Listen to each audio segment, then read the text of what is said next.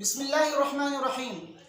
بعض لوگ یہ سوال کرتے ہیں کہ کیا مرد کے وضو میں اور عورت کے وضو میں کوئی فرق ہے یا دونوں سیم ہے، ایک جیسے ہیں؟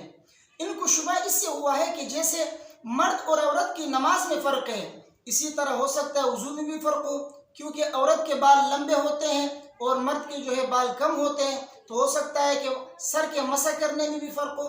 تو اس وجہ سے انہوں نے یہ سوال کیا ہے کہ کیا مرد کے وضو میں اور عورت کے وضو میں فرق ہے یا دونوں سیم ہیں، ایک جیسے ہیں؟ تو آج کی اس ویڈیو میں آپ کے سامنے اس مسئلے کی وضاحت کروں گا۔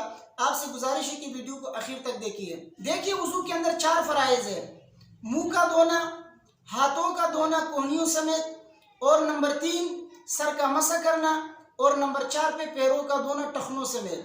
تو یہ 4 فرائض ہیں، مرد کے لیے بھی یہی 4 فرائض ہیں اور عورتوں کے لیے بھی یہی 4 فرائض ہیں۔ وضو کا طریقہ دونوں کا سیم ہے، مرد کے وضو میں اور عورت کے وضو میں کوئی فرق نہیں ہے۔ مرد کے بال کم ہوتے ہیں اور عورت کے بال زیادہ ہوتے ہیں، لیکن پھر بھی سر کا مسح دونوں ایک جیسے کریں گے، اس میں کوئی فرق نہیں ہے، کیونکہ سر کے مسح کرنے میں چوتھائی سر کا مسح کرنا یہ فرض ہے اور پورے سر کا مسح کرنا یہ مسنون ہے، سنت ہے۔ لہٰذا مرد بھی چوتھائی سر کا مسح کرے گا اور عورت بھی چوتھائی سر کا مسح کرے گی۔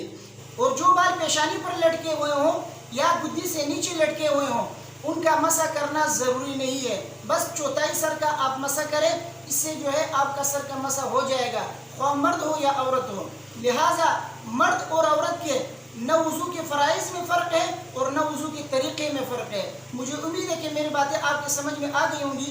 اللہ تبارک و تعالیٰ مجھے اور آپ سب کو عمل کرنے کی توفیق عطا فرمائے۔ ویڈیو کو اپنے دوستوں کے ساتھ زیادہ سے زیادہ شیئر کیجیے اور مجھے اپنی دعاؤں میں یاد رکھیے۔ السلام علیکم ورحمۃ اللہ۔